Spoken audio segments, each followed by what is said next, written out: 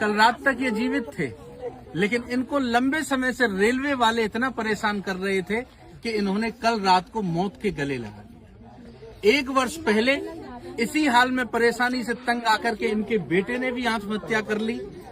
आत्महत्या की क्यों?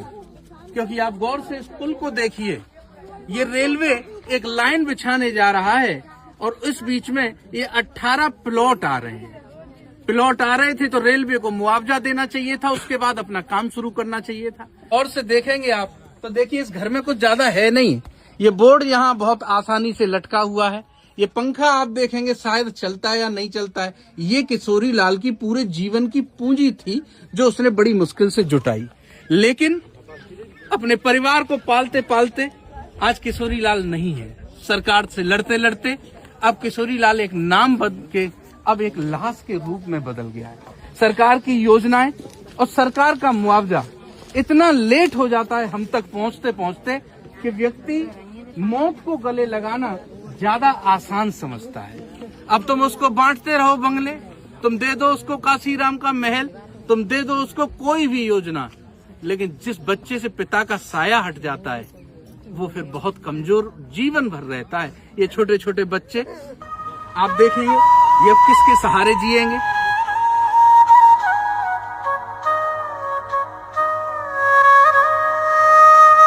8 दिन पहले SDM आए थे, उन्होंने बोला कि घर खाली कर दो, अगर नहीं किया तो एयरफोर्स भेजकर तुम्हारा सामान बाहर फेंक दिया जाएगा। फिर बाबा ने कहा जो करा जाए कर लो, चाहे हमें इसमें मरना पड़े पर हम नहीं खाली करेंगे। फिर इसको तोड़ गए सड़क को भी तो 8 दिन बाद फिर आए, फिर भी यही कहे गए और घर पे कोई नहीं था। हम सब स्कूल गए थे तो ये पीछे से रोड खोद गए घर के सामने से।